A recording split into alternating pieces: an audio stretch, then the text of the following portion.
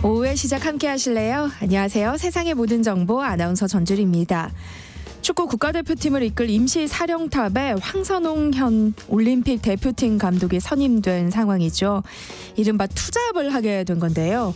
황 감독은 4월에 열리는 올림픽 최종 예선을 준비하면서 다음 달 월드컵 예선까지 치러야 하는 부담을 떠안게 됐습니다.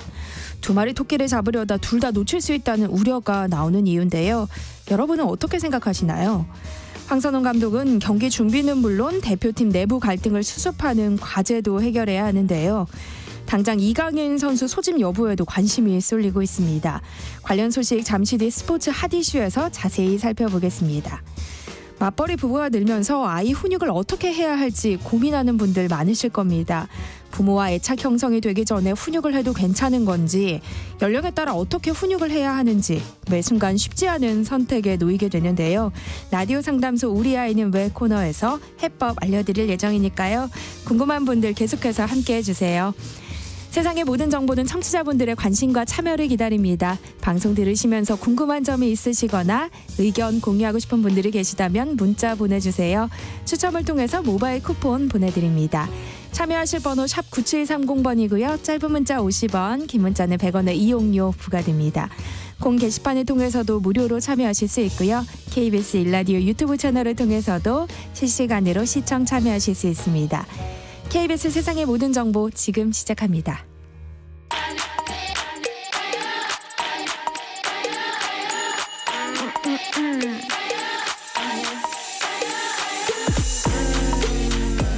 혹시 뉴스바 들으셨나요? 한낮에 전해진 소식들 꼼꼼히 정리해드리겠습니다. 오늘의 뉴스 조현정 시사평론가와 함께합니다. 안녕하세요. 네, 안녕하세요. 네, 오늘이 정부가 전공의들에게 병원으로 돌아온다면 책임을 묻지 않겠다라고 제시한 복귀 시한인데요. 현장 분위기는 어떤가요? 조금씩 돌아오는 분위기라고 읽히지만 그래도 본격적으로 시작되진 않는 모습. 아직까지는 그렇습니다.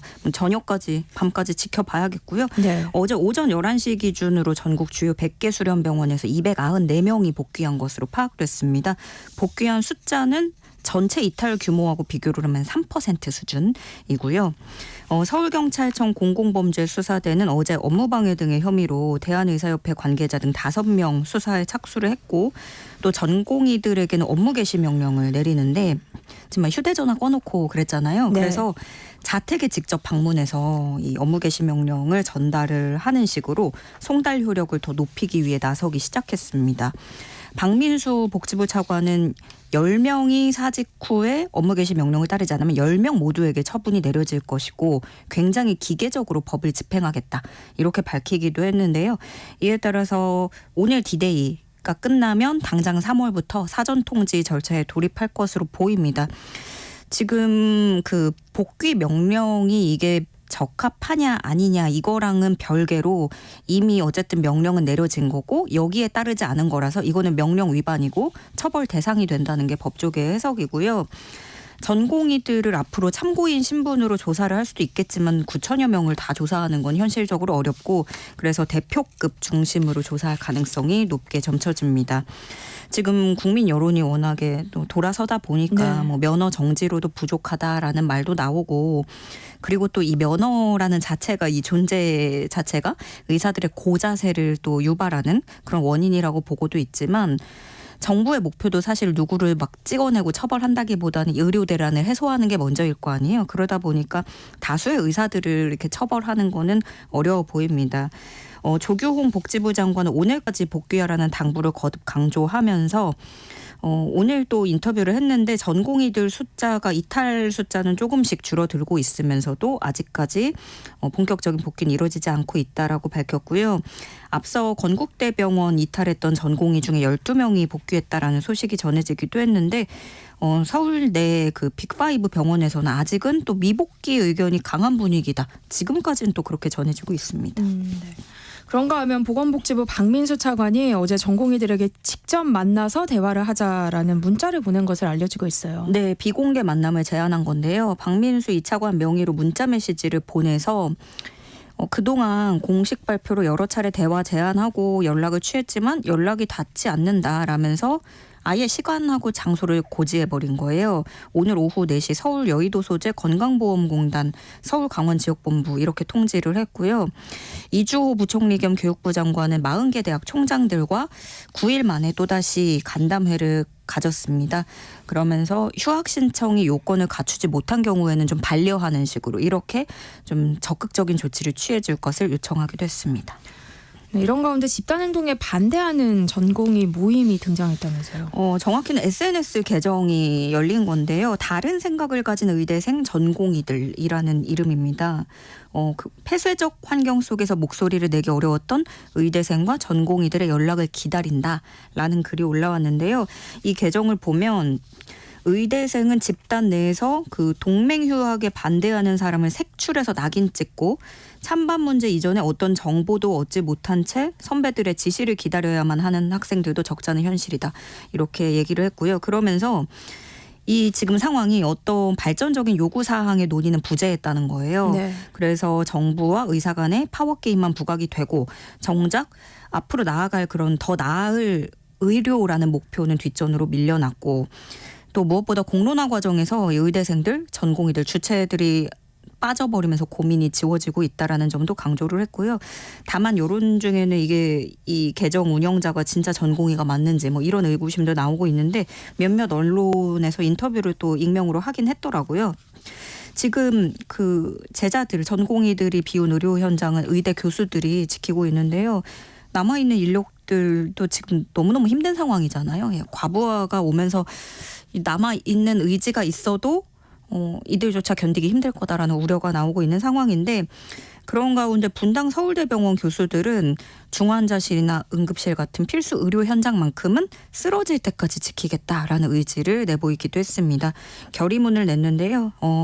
현장을 지키겠다라는 의지를 강하게 밝히고 그러면서도 국민 생명을 지키는 1차 책임은 국가이며 전공의 보호를 위한 중재 의지 이 부분도 명확히 했습니다. 그리고 또 한편으로 서울대병원장, 분당 서울대병원장, 서울대병원이 운영하는 보람의 병원장 합동으로 대형 병원 병원장으로서 처음으로 소속 전공의들에게 빨리 돌아와라, 복귀하라는 메시지를 보냈는데요. 이제 앞으로 더 중요한 거는 어떻게 합의를 해 나갈지, 필수 의료를 어떤 식으로 개혁을 할 건지 세부적인 내용일 텐데 전국 의대 교수협의회는 2,000명 증원 이 부분을 원점에서 재논의하고 필수 의료에 투입된다고 정부가 발표했던 이 10조 원 도대체 어디에 어떻게 쓰이는 건지 구체적인 계획을 공개하라고 촉구하기도 했습니다. 네. 정부는 급격한 증원으로 의대 교육이 부실해질 거라는 우려와 관련해서 국립대 의대 교수를 대폭 늘리겠다는 계획을 내놨어요. 네, 지금 그 의사단체들의 주장이 그거였죠. 의대 정원 늘리면 교육할 때 의대 그 교육의 질이 떨어진다. 근데 이제 정부는 거점 국립대 의대 교수를 2027년까지 1,000명으로 확대하겠다는 방침이고요. 또 여기서 더 필요하다면 현장 수요를 고려를 해서 추가로 보강을 하겠다는 설명입니다. 그리고 또 수도권, 충청, 전라, 경상권 이렇게 권역별로 원래 5월까지 광역응급 의료 상황실을 차례로 열 예정이었거든요. 이거를 지금 상황을 고려를 해서 3월 4일부터 조기 개소하기로 했다는 소식입니다. 네. 화제를 좀 바꿔보겠습니다. 오늘 오후에 2월 임시국회 마지막 본회의가 열릴 예정인데요. 선거구 획정안 어떻게 처리될까요?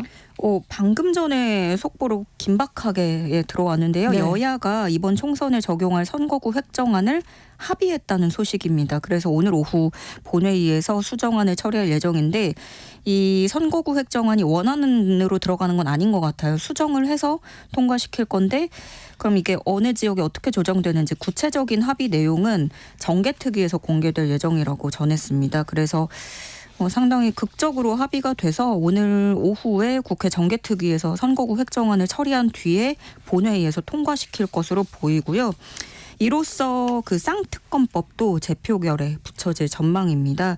야당이 그동안 계속해서 국민의힘한테 선거구 획정부터 빨리 결론을 내야지 이거 안 하면 쌍특검법도 없다 이렇게 네. 촉구를 해왔었거든요. 그래서 아무래도 선거가 너무 목전에 있다 보니까 여야도 더 이상 미룰 수는 없었던 것 같습니다. 여야가 합의해서 오늘 처리할 것으로 보이는 법안들 또 어떤 것들이 있나요? 네, 오늘 본회의에서는 주택법 개정안, 수출입은행법 개정안 등 여야 합의로 처리될 전망입니다. 이 주택법 개정안은 분양가 상한제 아파트 실거주 의무 지난번에도 다뤘었는데 이 3년간 유예한다. 이게 내용이고요. 또 수출입은행법 개정안은 수출입은행의 법정 자본금 한도를 15조 원이었던 걸 25조 원으로 늘리고 한국산 무기 구매 대금을 추가로 대출해 줄 수 있도록 하는 내용이 들어 있습니다. 신숙희 엄상필 대법관 후보자에 대한 임명 동의안도 표결에 붙여질 예정인데 통과될 경우 대법원 지형에 상당한 변화가 예상되죠. 네, 이 두 후보자에 대해서 어제 그제 인사청문회가 열렸었잖아요. 비교적 무난하게 종료됐다는 평이고 이로써 오늘 오후 본회의에서는 임명 동의안이 표결에 붙여집니다. 모두 국회 인사청문특별위원회가 모두 적격 의견을 제시했고요. 근데 본회의에서 임명 동의안이 의결이 되려면 재적 의원 과반 출석에 출석 의원 과반 찬성이 필요한데 적격 의견 채택을 했고 또 청문회도 무난했고 별다른 무리 없이 진행이 될 것 같고요. 그럼 이제 대법관 분류 어떤 지형이 될지 여기에 관심이 쏠리는데 두 후보자 신숙희 엄상필 후보자가 중도 성향으로 분류가 됩니다. 그동안의 기존과 비교해서는 진보 성향 대법관 1명이 줄어들었고요. 네. 그동안에는 지금까지는 중도 보수가 7명, 진보가 6명 이렇게 7대 6이었는데 이게 8대 5로 재편되면서 중도 보수 쪽으로 조금 더 실릴 것으로 보이고요. 여기에다가 오는 8월에도 진보 성향 대법관들이 3명이나 퇴임을 할 예정이라서 대법관 구도에 추가적인 변화가 예상이 됩니다. 한낮의 교양 파트너 지금 여러분께서는 세상의 모든 정보와 함께하고 계십니다. 다음 뉴스로 넘어가 보죠. 계약갱신 청구권과 전월세 상한제를 규정한 이른바 임대차 3법 조항이 헌법에 어긋나지 않는다는 판단이 나왔어요. 네, 어제 헌법소원 심판 청구를 재판관 전원일치 의견으로 기각을 했는데요. 이 요지는 법이 두 가지가 나올 텐데요. 주택임대차보호법에서 6조 3항. 이게 세입자가 임대인에게 2년의 계약 연장을 요구할 수 있고 임대인은 실거주 등 정당한 사유가 없으면 이를 거부할 수 없다라는 내용입니다. 또 7조 2항은 계약 당사자가 차임이나 보증금 증액을 요구할 때 너무 많이 올리지 않게 인상률을 5% 이내로 제한하는 내용입니다. 그러니까 계약 더 살게 해달라 계약 연장 요구하고 돈은 너무 많이 올리지 않고 이렇게 정리가 될 수 있는데 헌법재판소는 이 계약갱신 청구권에 대해서 임차인 주거안정 보장이라는 입법을 한 목적이 뚜렷하다고 정당하다고 봤습니다. 그러면서 이 법으로 인해서 임차인의 주거 이동률을 낮추고 또 그 비용 상승, 차임 상승은 제한하는 효과가 또 있어서 임차인의 주거 안정을 도모할 수 있다는 점에서 적합성이 인정됐다라고 판단을 했고요. 또 임대인의 사용 수익권을 전면적으로 무조건 제한을 하는 게 아니라 임대인이 거절할 수 있는 사유도 이렇게 규명을 해놔서 네. 제한을 어느 정도 완화하는 장치도 있다라고 설명을 했습니다. 다음으로 전월세 상한제에 대해서는 이 차임 증액 범위를 제한하는 건 불가피한 규제다. 이렇게 헌재는 판단을 했고요. 그래서 인상률도 그 20분의 1 비율로 제한을 하는 게 너무 지나치게 낮지 않다. 낮다고 볼 수 없다. 이렇게 판단을 했습니다. 그동안은 임신 32주가 되기 전까지는 태아가 남아인지 여아인지 뭐 의사에게 물어볼 수가 없었잖아요. 네. 근데 이제부터는 가능해지나 봐요. 네, 헌법재판소가 이걸 위헌이라고 결론 지었습니다. 만장일치는 아니었는데요. 그 온라인 커뮤니티마다 보셨을 수 있을 것 같아요. 그 초음파 사진으로 그림으로 이제 남자인지 여자인지 감별을 하거나 혹은 뭐 산부인과 의사들은 얘기하는 게 꼭 그렇게 아직까지도 네. 옷을 무슨 색 사야 될지 물어보신다거나 아니면은 뭐 아빠가 저랑 목욕탕을 가도 되냐 이렇게 또 은근슬쩍 물어보는 질문이 난무했다고 산부인과 의사들이 그렇게 얘기를 하고 있습니다. 1987년에 도입된 겁니다. 이 성감별 금지 조항이. 근데 아시다시피 그때는 워낙에 뭐 남아선호 사상이 강해서 이 80년대 후반 90년대생들 중에 뭐 띠가 세면 낙태 그 해 낙태가 여아 낙태가 정말 많았다. 이런 통계도 있는데 이후에 2008년에 헌법소송 거쳐서 조금 완화가 되긴 했지만 여전히 의사가 알려주면 처벌을 할 수는 있었어요. 사실 요즘에는 많이들 물어보시고 해서 이제 다 되는 줄 알았는데 사실은 그런 여지가 있었던 거죠. 헌재는 이렇게 봤습니다. 남아선호 사상이 옅어졌다는 거예요. 그래서 이제는 태아 성별을 두고 그것 때문에 여자아이라서 낙태를 한다. 이런 경향은 없어 보인다고 봤고요. 또 통계청 출생 성비를 보면 2014년부터는 성별과 관련해서 인위적 개입이 있다는 뚜렷한 징표가 보이지 않는다. 이렇게 밝혔습니다. 이 헌법부라치 같은 경우에는요. 즉시 효력을 잃기 때문에 이제부터 그냥 지금 병원 가셔도 성별 언제든지 알 수 있게 됐고 당장 어제 밤에도 어제 저녁에도 명확하게 성별을 알려주기 시작을 했다고 해요. 근데 이 소식에 반응이 엇갈리고 있습니다. 당연한 거다. 태아 성별 미리 알아야 알 권리 있고 그래야 양육 준비도 더 잘할 수 있다라는 의견이 있고 그래도 악용되지 않도록 대책이 필요하다라는 의견이 있는데 지금 이제 그 입법이 뒷받침돼야 되거든요. 근데 국회에서는 계속 4년째 손을 놓고 있고 공전하고 있다는 지적입니다. 바른인권 여성연합에서는 이런 지적을 내놨어요. 이제는 거꾸로 여아를 선호하는 사상이 두드러진다. 그래서 뭐 둘째까지 아들이면은 어머님들이 울고 있다. 뭐 이런 얘기도 되게 많이 들려오는데 네. 온라인에서도 이 낙태 고민 글을 보면은 아무래도 둘째의 경우에 성별을 더 따지시는 것 같긴 해요. 이제 겹쳐지거나 첫째 아이에 대한 영향 그런 게 있는데 그래서 이런 부작용, 이런 사각지대도 또 고려를 해야 될 것 같습니다. 네. 문제는 후속 입법일 텐데요. 헌법재판관들 역시 낙태에 대한 입법 공백을 강조하면서 국회의 역할을 강조했다고요. 네, 맞습니다. 말씀드린 대로 4년 동안 그냥 공전하고 있는 건데 관련한 법안이 부재하다는 게 문제인 거고요. 지금 낙태죄 조항 효력이 상실된 상황에서 성별고지 제한이 또 사라지면 이게 얼마든지 낙태 이유가 또 새롭게 가능성이 네. 될 수 있다라는 거고요. 정부와 여야는 그래서 낙태 허용 기준을 놓고 제각기 좀 다른 법안을 내놓고 했고 또 의견도 크게 엇갈리고 있는데 지금 논의의 진전이 없는 상태입니다. 네. 사실 현실은 이제 뭐 성별을 떠나서 네. 아이 자체가 정말 귀해지고 있습니다. 지난해 출생아 수와 합계 출산율이 역대 최저치를 기록했다는 소식이 전해졌어요. 네, 맞아요. 지금 방금 전에도 제가 뭐 남녀 얘기를 논한 게 무색할 정도로 전체적으로 너무 아이 울음소리가 안 들리는 때인데 네. 지난해 12월 출생아 수가 16,253명. 1년 전 같은 달보다 3.8% 감소한 규모고요. 그 월별 출생아 수가 17,000명 아래로 떨어진 게 2022년 12월, 2023년 12월 단 두 차례입니다. 그래서 이게 다 보면 전체적으로 세 번이 다 12월 출생아 수라서 좀 느린 생일은 낳지 않고 싶어하는 경향이 조금 반영이 됐나? 네. 라는 부분을 저로서는 이렇게 추측을 하고 있지만 네. 어쨌든 간 전반적으로는 감소를 한다는 게 문제고요. 지난해 4분기 합계 출산율이 0.65명, 사상 처음으로 0.6대로 떨어져서 0.6이라는 숫자를 결국에 보게 되네요. 그리고 올해 전체로 봤을 때 연간 기준으로도 0.7명 선이 무너질 거라는 분석이 나옵니다. 이번 연간 합계 출산율 전국 시도 가운데 합계 출산율이 1명을 넘은 곳은 단 한 곳도 없었습니다. 정말 심각한 상황인데요. 영국 공영방송 BBC가 우리나라의 저출산 문제를 집중 조명했다던데요. 어떤 내용이 담겼어요? 네, BBC가 내건 제목은 한국 여성들 왜 아이를 낳지 않나 이런 제목입니다. 네. 지금 대한민국에서 저출산 정책 위반자들이 뭐 여러 가지 뭐 지원금이나 대책은 마련을 하고 있지만 정작 청년들과 여성들의 필요는 듣지 않는다는 비판이 나와서 BBC가 지난 1년간 전국을 다니면서 한국 여성들을 인터뷰했다라면서 얘기를 했어요. 여기에 인터뷰를 한 A씨가 있는데요. 네. 집안일과 육아를 똑같이 분담할 남자를 찾기가 어렵고 혼자 그 아이를 가진 여성에 대한 평가는 친절하지 않다라고 얘기를 했고요. 이분이 그 인터뷰를 하면서 서울 외곽에 살고 있대요. 근데 우리나라 현실상 이렇게 퇴근하고 나면 8시 뭐 넘으니까 아이를 키울 시간이 나지 않고 또 이 과정에서 미혼들하고 결혼했을 때 낙오자가 될 수 있다라는 네. 두려움이 더 힘들게 한다라고 밝혔고요. 또 BBC는 육아휴직을 바라보는 사회 시선에 대해서도 다뤘습니다.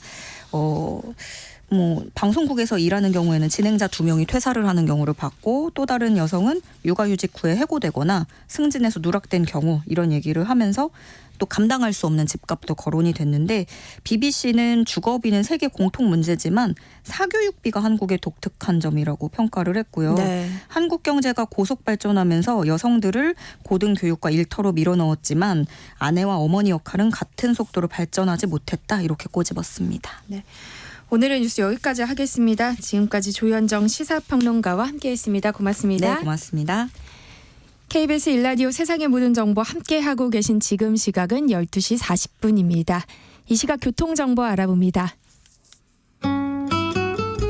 3.1절 징검다리 연휴를 앞두고 교통량이 꾸준히 많은데요. 경인고속도로 서울 방면으로 서인천 부근에서는 사고가 나면서 3차로를 막고 처리 작업을 하고 있습니다.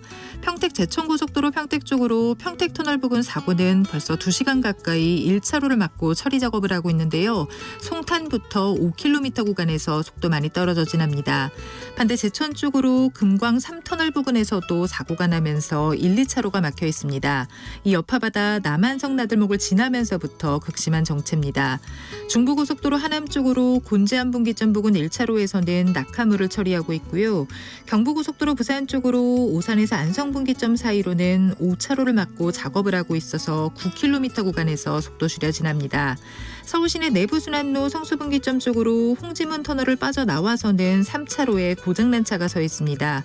이 때문에 성산램프부터 속도 줄여 지납니다. KBS 교통정보센터에서 김민희였습니다. 세상의 모든 정보를 당신의 귓가로 특급 배송해드립니다. 세상의 모든 정보. 꼭 알아야 할 정보를 알기 쉽게 전달해드리는 세상의 모든 지식. 목요일엔 한 주간 있었던 스포츠 소식 살펴보는 스포츠 핫 이슈 시간이죠. 정현우 KBS 스포츠국 PD와 함께합니다.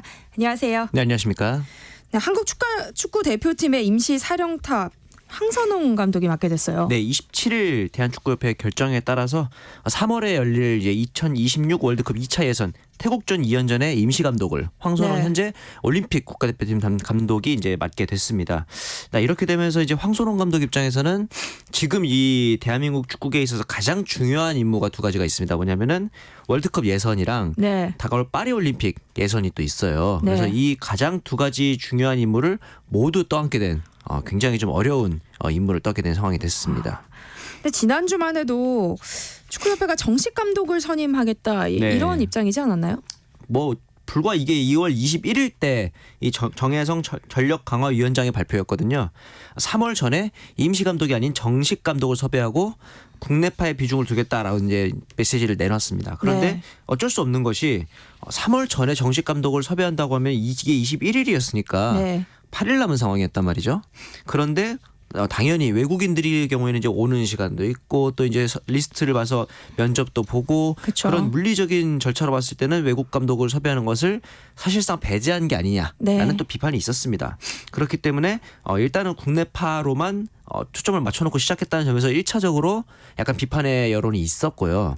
그렇다면 이제 국내파에서 누구냐? 라는 이제 여론에 대해서 24일에 전력강화위원회 2차 회의가 열렸습니다. 근데 이때 이제 나온 주요 후보군이 홍명보 현 울산 HD 감독 네. 그리고 김기동 현 FC 서울 감독 등등이었는데 쉽게 말해서 지금 소속팀에서 잘 하고 있는 심지어 이제 김기동 감독 같은 경우는 이번 시즌을 앞두고 팀을 서울로 옮겼기 때문에 네. 아직 FC 서울 팬들 입장에서는 한 경기도 치르지 않은 감독이잖아요. 이런 상황에서 국가대표팀 감독으로 빼간다는 것은 그러니까 차출해간다는 것은 팀들 입장에서는 굉장히 빼가는 것은 네. 약간 뺏어가는 것 같은 반발이 있을 수밖에 네. 없는 이런 행보였단 말이죠. 그래서 이렇게 또 이 두 번째 비판이 일자 축구협회에서는 이렇게 얘기를 합니다. 앞으로는 비공개로 진행하겠다.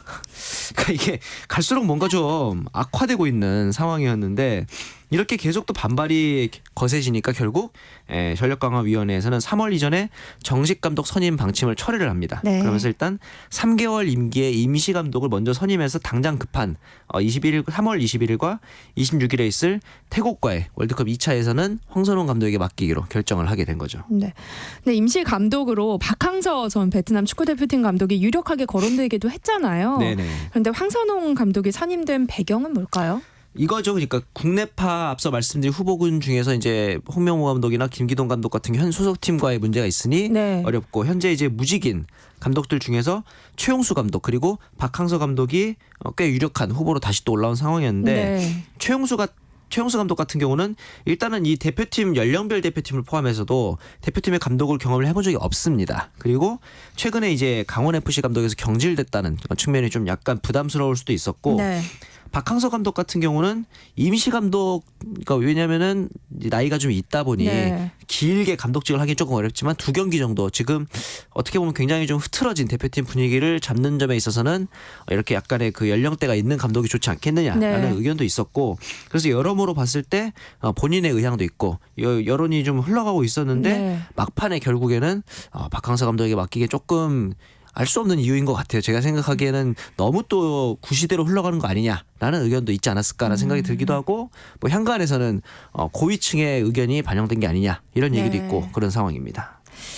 문제는 지금 황선홍 감독이 23세 이하 올림픽 대표팀 감독을 맡고 있다는 거잖아요. 그렇죠. 임시 감독이니까 뭐 겸직도 괜찮다. 협회는 이렇게 본 걸까요? 그렇죠. 2경기 정도야 라고 생각을 한 것 같은데, 문제는 이게 그냥 뭐 동네 축구도 아니고 국가대표팀 감독이고 실제 A매치 예선 아니겠습니까? 당연히 이 부분에 있어서 국가대표팀에 신경이 많이 쓰일 수밖에 없고, 그 얘기인 즉슨 이 올림픽 대표팀에 대해서 조금이라도 신경을 좀 덜 쓸 수밖에 없는 상황이 될 수 있다는 거죠. 근데 당장 이 올림픽 예선이 우리나라가 뭐 당연히 뭐 축구 대표팀 올림픽에 나가는 거 아니야?라고 생각을 하시는 분들이 많을 텐데, 네. 지금 이번 파리올림픽이 구기 종목이 다 떨어졌습니다. 야구 안 열리죠. 남자 여자 농구 떨어졌어요. 남자 여자 배구 떨어졌어요. 뭐 수구 럭비 다 떨어졌고, 네. 유일한 여자 축구도 떨어졌습니다. 유일하게 남아 이제 진출한 종목이 여자 핸드볼밖에 없기 때문에 사실은 올림픽이 다양한 스포츠를 즐긴다는 어떤 메리트도 있습니다만, 아무래도 스포츠 팬들 입장에서는 구기 종목이 있어야 이제 팬들 입장에서는 익숙한 선수들도 나오고 익숙한 종목이 나오는 보는 재미가 있을 텐데, 이렇게 되면은 만약에 우리나라가 파리올림픽 진출에 실패한다면은 자칫하다가 구기 종목이 거의 전무한 올림픽이 될 수도 있기 때문에 네. 굉장히 어려운 상황이에요. 그런데 이번 조편성을 보면은 또 쉽지가 않습니다. 이번에 이제 그 올림픽 예선에 또 강호들이 많이 몰려 있는 상태고, 최근에 항상 예전부터 그랬지만 중동 팀들의 또 성장세가 매섭기 때문에 이런 부분에 대한 걱정이 또 안 될 수가 없어요. 이런 상황에서 또 이 황선홍 감독에게 중대한 과제를 투하했다는 점에서는 이번 행정 처리에 있어서 또 한 번의 아쉬운 목소리가 나올 수밖에 없을 것 같습니다.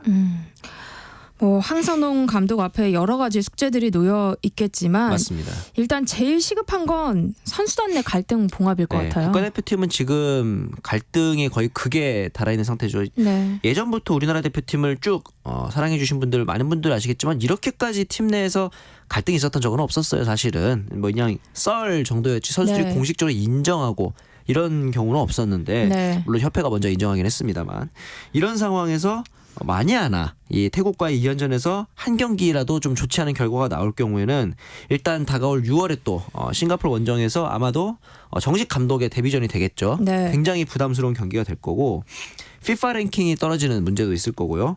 만약에 3차 예선 조추첨에서 우리가 1위로 통과하지 못한다면은 포트 2로 떨어질 가능성도 있습니다. 그렇게 된다는 것은 무슨 얘기냐면은 일본, 이란, 호주가 포트 1으로 갈 가능성이 높기 때문에 네. 일본, 이란, 호주와 같은 조에 엮여서 조 1위만 진출한 상황이 되거든요. 어떻게 보면 쉬운 상황이 아니게 그렇게 또 놓이게 되기 때문에 일단 갈등 봉합이 제일 중요해 보입니다. 대표팀을 이끌게 된 황선홍 감독이 이강인 선수를 소집할지도 좀 궁금한데요. 피디님 네. 어떻게 보세요? 오늘 안 그래도 아침에 또 뉴스들이 나오더라고요. 네. 뭐 황선홍 감독이 이강인과 손흥민의 화해를 주선했다 뭐 이런 얘기를 했는데, 저는 뭐 거기까지는 잘 모르겠지만 무조건 소집해서 갈등을 봉합하려는 모습을 보여줄 것이다. 뭐 이제 축구계 선배이기도 하지만 네. 이번 아시안컵에서 유일한 베스트 11에 선발된 게 또 이강인 선수기도 하고, 미래를 위해서는 어느 정도 기회를 주는 것이 저는 맞다고 생각을 합니다. 다만 이제 앞으로 이강인 선수가 한국 축구를 이끌어 나가면 주장으로서의 제목이냐라고 봤을 때 이 부분은 조금 우려스러운 게 사실 있겠죠. 그리고 더 나아가서는 이제 앞으로 이 대표팀의 주장을 계속 손흥민 선수가 맡을지, 아니면 이제 손흥민 선수도 그렇고 여러모로 부담스러운 자리다 보니 네. 부주장인 김민재 선수가 계승을 하게 될지, 뭐 이런 부분들도 지금 지켜봐야 될 것 같습니다. 이제 다음은 지난 시간에 이어서 여자 배구 네. 페퍼저축은행 얘기를 좀 해봤으면 좋겠는데요. 네.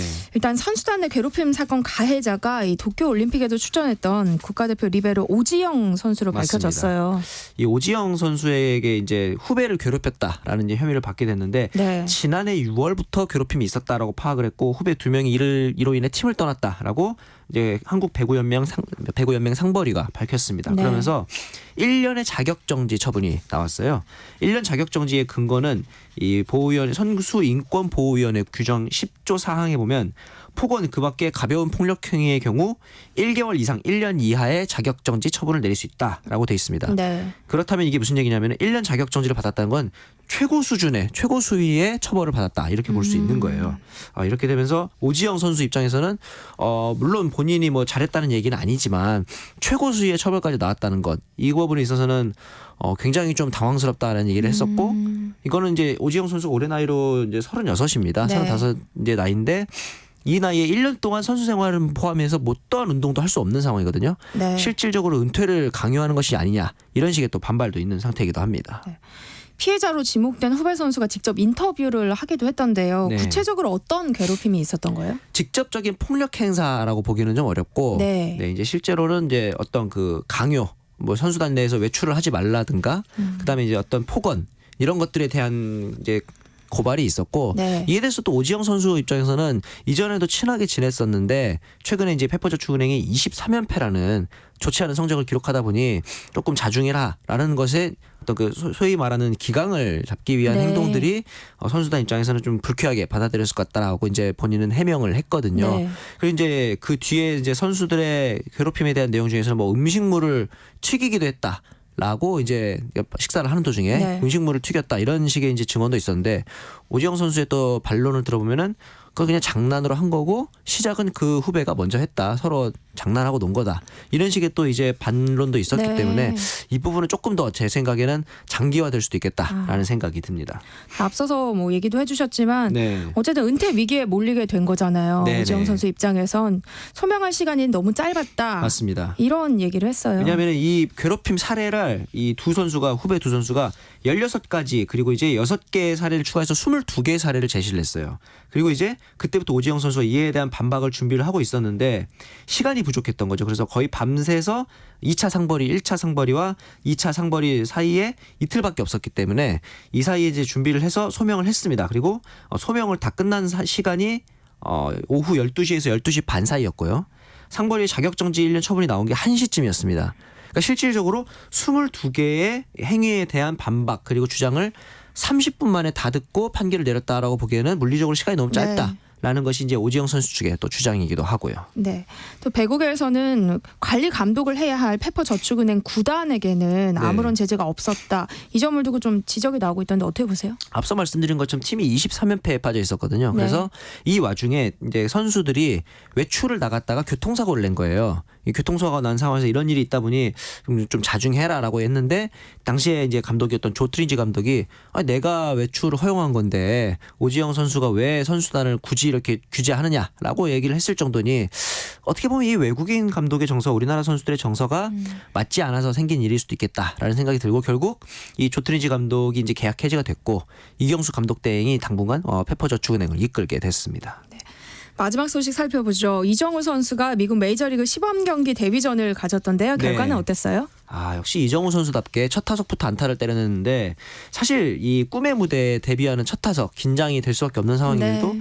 자기의 스윙을 다 보여주면서 우전 안타를 때려냈거든요. 그러면서 이제 3타수 1안타로 기록을 했고 무엇보다 사실 우리나라에서 뛸 때는 그렇게 스피드가 빠른다는 느낌은 아니었는데 이날 도루 시도도 있었고 또 이제 홈 쇄도하는 모습에서 봤을 때 이제 감독의 기대치도 그렇고 반 메밀리 감독도 이정우 선수의 타격뿐 아니라 스피드적인 측면도 기대한다. 이정우 선수가 정말 큰 무대에 가서는 더 성장할 수 있지 않을까라는 측면도 기대하게 됐습니다. 네. 미국 현지에서도 이정우 선수에 대한 관심과 기대가 높아 보이더라고요. 맞습니다. 지금 샌프란시스코 구단 입장에서는 지난 시즌에 성적이 워낙 좋지 않았고 네. 이정우 선수에게 1억 달러 넘는 큰 계약을 선사를 했기 때문에 주전 중견수로서 이정우 선수가 과연 어느 정도의 활약을 보여줄지 그리고 앞서 말씀드린 것처럼 기존에 기대했던 타격적인 측면뿐만 아니라 수비 그리고 주루적인 측면에 있어서도 이정우 선수가 보여줄 것이 더 많지 않을까라는 팬들의 기대도 높아지고 있습니다. 네. 또 이정우 선수랑 함께 메이저리그에 진출한 고우석 선수 언제쯤 데뷔전을 치를까요? 지금 아직 경기를 나서지는 않았는데 네. 경쟁자라고 할 수 있는 마스유키 선수가 지금 허리 부상을 약간 통증을 호소하고 있고요. 또 다른 경쟁 상대인 로버트 수아레즈 같은 경우 성적이 좋지 않습니다. 평균 자책점이 27점대에 육박을 하고 있거든요. 네. 그렇다 보니까 아무래도 고우석 선수도 지금 당장 컨디션을 끌어올릴 필요는 없을 것 같고 조금 더 휴식을 취한다고 해도 본인의 자리가 굳이 마무리가 아니더라도 로스터 내에서는 어느 정도 확보되지 않을까라는 또 기대를 해보게 됩니다. 네, 스포츠 핫이슈 오늘은 여기까지 하겠습니다. 지금까지 정현우 KBS 스포츠국 PD와 함께했습니다. 고맙습니다. 감사합니다. KBS 세상의 모든 정보 1부 순서는 여기서 마무리하겠습니다. 이어지는 2부에서는요. 부모님들의 고민 풀어드리는 라디오 상담소 우리 아이는 왜 코너 기다리고 있으니까요. 계속해서 많은 청취 부탁드립니다. 그럼 전 2부에 다시 찾아오겠습니다.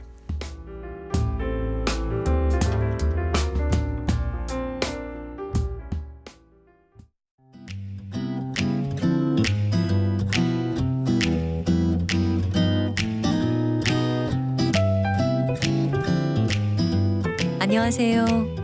바른말 고운말입니다. 부동산 거래와 관련된 내용에서 종종 들을 수 있는 것으로 임장이란 단어가 있습니다. 임장하다 또는 임장 다녀오다 같이 표현하는데요. 임장, 혹시 여러분은 무엇을 뜻하는지 알고 계시나요? 임장은 이말 임자에 마당 장자를 쓰는 일본어식 한자어 표현입니다. 임장이란 어떤 일이나 문제가 일어난 현장에 나오는 것을 뜻하는데요. 주로 부동산을 사려고 할 때 직접 해당 지역에 가서 보고 탐방하는 것을 말합니다.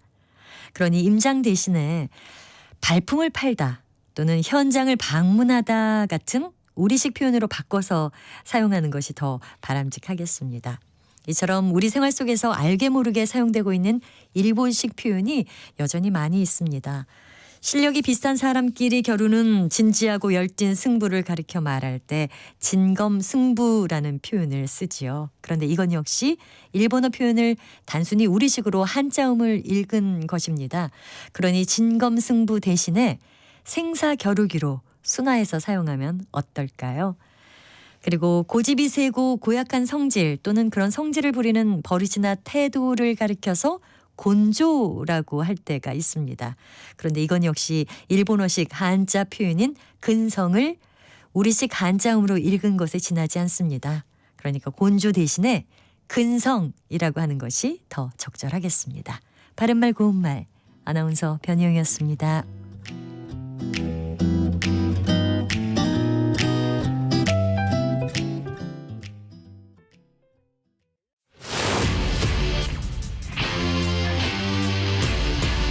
토론에 정답은 없습니다.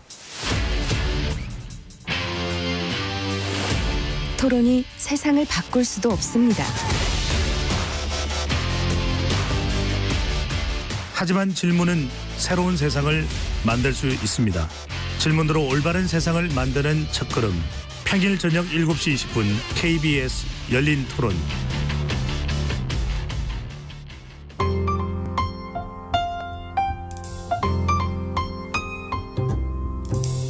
어떤 하루 보내고 계신가요?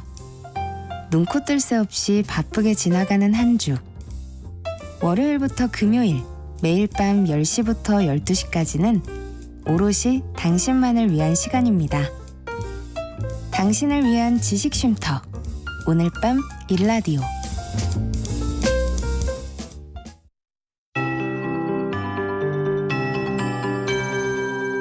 KBS 58분 날씨. 제주 산지에는 대설특보가 발효 중인 가운데 충청 이남 지역으로 비나 눈이 내리고 있습니다. 눈이 오고 있는 지역은 주로 남쪽 산지 쪽입니다. 이 비 또는 눈은 늦은 오후나 밤에는 모두 그칠 걸로 보이는데요. 제주의 예상 적설량이 좀 많습니다. 3에서 8cm 정도 되겠고요. 영남 내륙과 산지 최대 5cm, 호남 동부 1에서 3cm 정도 내리겠습니다.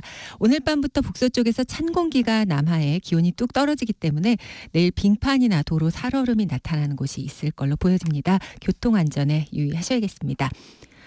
3일절인 내일 춥겠습니다. 서울의 아침 기온 영하 6도 등 전국적으로 영하 8도에서 영상 1도 분포가 되겠고요. 강원 산지는 영하 10도 안팎까지 떨어집니다. 낮 기온 서울 영하 2도 등 전국적으로 영하 3도에서 영상 6도 분포가 되겠습니다.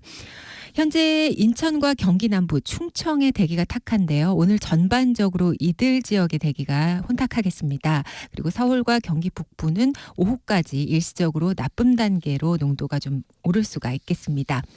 바다의 물결 역시 대부분 2에서 4m로 매우 높게 일겠고요. 또 너울도 오늘까지는 높다는 것 염두에 두시기 바랍니다.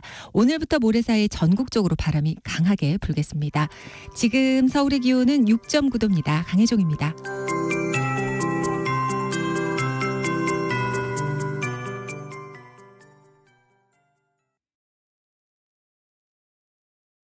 정성을 다하는 국민의 방송 KBS가 한시를 알려드립니다. AM 711kHz, FM 97.3MHz, KBS 1라디오입니다. HLKA.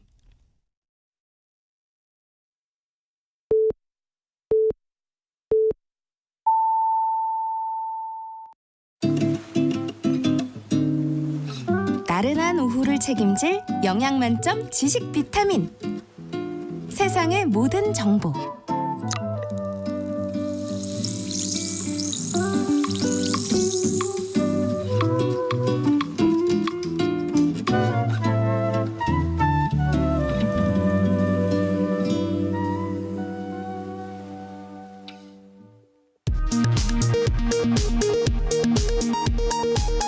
이 시각 라디오 정보센터 뉴스입니다.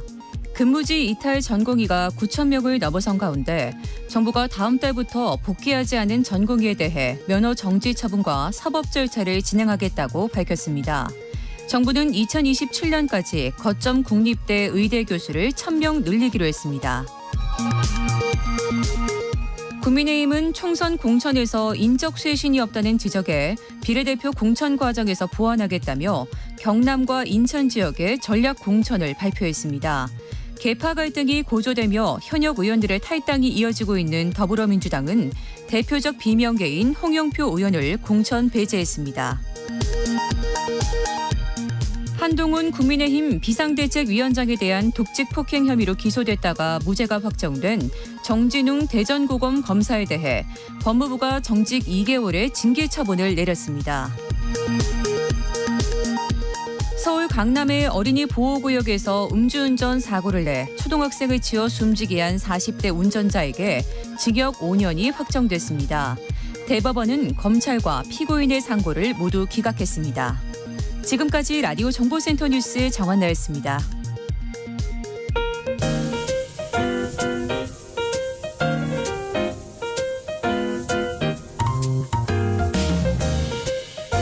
정신없이 바쁜 하루, 지금 우리 주변에서 벌어지고 있는 사건 사고 소식들 한숨 돌리며 살펴보시죠. 하프타임 뉴스 박지원 뉴스캐스터와 함께합니다. 안녕하세요. 안녕하세요. 네, 어제 신림동 등산로 출근길에 폭행당해 숨진 초등학교 교사에 대해서도 이 순직이 인정됐다는 소식 전해드렸는데요. 사실 순직을 인정받기 어려울 것이란 전망이 많았었어요. 맞습니다. 초등학교 교사였던 공 씨는 작년 8월 교직원 연수 업무를 준비하기 위해서 학교로 가던 중 가해자 최윤종을 마주쳐서 참변을 당했습니다. 그런데 10월에 순직 인정 신청을 했지만 험난한 여정이 예고가 되고 있었는데요. 크게는 두 가지 이유 때문이었습니다. 첫 번째로는 교육 공무원의 순직 인정률이 낮은 편입니다.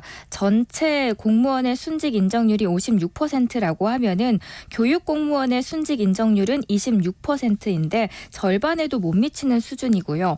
두 번째가 중요한데 사고를 당한 등산로가 통상적인 출근길로 인정이 될 것이냐가 또 하나의 문제였습니다. 네. 이런 문제를 볼 때는 통상 과거의 사례를 보곤 하는데요. 2019년과 2020년 사이에 등산로에서 출퇴근하다가 다친 사례 2건에 대해서 통상적인 경로로 보기 어렵다라고 하면서 불승인 판단을 내렸습니다. 상황이 이렇다 보니까 전문가들도 이번에는 등산로를 통상적인 출근길로 입증하기는 쉽지 않을 것으로 보고 있었던 부분입니다. 네.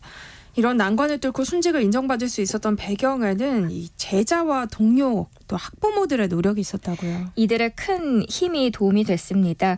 동료, 교직원 그리고 학부모, 지역 주민들의 증언이 큰 도움이었는데요.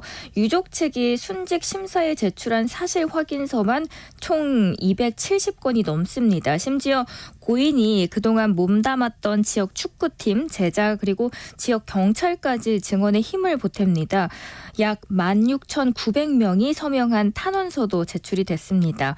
유족 측 법률 대리인 이 변호사는 CCTV가 드문 둥 둘레길에서 난 사건이기도 하고 도보로 이동했기 때문에 내비게이션 등 고인의 평소 이동 경로를 직접 볼 수 있는 데이터가 없기 때문에 이걸 입증하는 데는 굉장히 어려운데 고인이 평소 해당 등산로에서 출퇴근하는 모습들을 목격한 내용, 유의미하고 헌신적인 여러 증언이 큰 도움이 됐다라고 이야기를 해줬습니다. 첫 번째로는 이걸 토대로 해서 통산적인 경로는 반드시 최단 코스를 의미하지 않는다는 점, 그리고 두 번째로는 고인이 자동차를 보유하지 않고 있었는데요. 그래서 평소에는 둘레길을 도보로 이용했다라는 점, 그리고 세 번째로는 고인의 소속 학교 다른 교사와 주민들도 이 둘레길로 출퇴근을 했었다는 점, 마지막으로는 혹석이었기 때문에 도보 이동 시 나무 그늘이 있는 둘레길을 선택하는 게 오히려 더 합리적이었다라는 점을 주장하면서 순직이 인정이 됐습니다. 네. 다음 뉴스 살펴보겠습니다. 또래 여성을 잔인하게 살해한 정유정에 대해서 검찰이 항소심에서 사형을 구형했어요. 어제 열린 항소심 결심 공판에서 검찰은 1심과 마찬가지로 사형을 구형했습니다. 공판 초반은 검찰이 제시한 증거조사 때문에 비공개로 이뤄져서 저희가 무슨 일이 있었는지는 알 수 없었지만 정유정이 구치소에서 가족과 접견할 때 나눈 녹취 일부는 들을 수 있었는데요. 억지로라도 성의를 보이려는 반성문을 적어야겠다라고 말하고 압수수색 전에 방을 치워놨었어야지라고 하면서 할아버지에게 원망하는 말을 합니다. 사형이나 무기징역을 피하기 위해 감형 사유를 고민하는 내용도 녹취에 담겨 있습니다. 검찰은 이런 상황들을 두루 볼 때 정유정이 가석방되면 재범 우려가 있고 사회 구성원을 보호하지 못한다고 구형 이유를 밝힌 겁니다. 정유정은 눈물을 흘리면서 선처를 호소했다고 하는데요. 가족과 나눈 얘기를 보면 반성의 기미는 보이지 않는 것 같아요. 그렇죠. 앞선 통화 내역이나 녹취록을 봤을 때는 반성을 이게 하고 있나 싶지만 네. 최후 진술에서 정유정은 미리 준비한 종이를 꺼내들더니 피해자가 평온한 곳에 있기를 빌며 죗값을 받으면서 새 사람이 되도록 노력하겠다라고 말합니다. 그리고 이 글을 읽으면서도 눈물을 흘립니다. 중요한 건 정유정에게 감형이었겠죠. 네. 감형을 바라는 의지를 강하게 내비칩니다. 잔인한 범죄를 저질렀지만 23년 동안 죄 지은 적이 없으니 참작해달라. 1심의 무기징역 선고에 대해 검찰은 이거 가볍다라고 이야기를 했고요. 정유정 측은 과하다라고 이야기를 하고 있습니다. 네. 항소심 선고는 다음 달 27일 열립니다. 자신이 저지른 벌에 대해서는 올바른 처벌이 내려지는 사회가 됐으면 좋겠습니다. 요즘 아파트들 보면 이름이 길고 복잡한 외래어를 많이 사용하잖아요. 근데 서울시가 아파트 이름을 좀 부르기 쉽게 짓자면서 권고안을 내놨어요. 서울시가 이런 복잡한 외래어 그만 쓰자, 아파트 이름 부르기 쉽게 하자면서 권고안을 내놨습니다. 우리나라 가장 긴 아파트 이름 몇 자인지 상상이 가시나요? 아니요, 모르겠어요. 광주 전남 공동 혁신도시 빛가람 대방 엘리움 로얄 카운티라는 곳이 있고요. 네. 또 초롱 꽃마을 6단지 GTS 운정역 금강 펜테리움 센트럴파크라는 곳이 있습니다. 정말 긴데 네. 지역에 브랜드를 더하고 별칭까지 붙여서 25자가 넘습니다. 무슨 인연이 있는지 발명가 과학자 이름에 그리스 신화 속 인물까지 가져다 붙인 곳도 흔히 볼 수 있습니다. 여기에다가 베르사유 궁전을 콘셉트로 삼았다라고 하면서 프랑스어 이름을 붙인 스카이 라운지를 아파트 동마다 두겠다라는 계획들도 나옵니다. 네. 어느 순간 보니까 아파트 이름이 이렇게 난데없이 복잡해지는 추세. 외래어를 넣어야 고급스럽다. 브랜드는 들어가야 좀 제값이 나온다라는 네. 인식들이 들어가 있기 때문입니다. 1990년대 평균 4글자였던 이름 수가 2000년대에는 6글자, 2019년에는 9글자까지 늘어나고 계속 늘어나고 있습니다.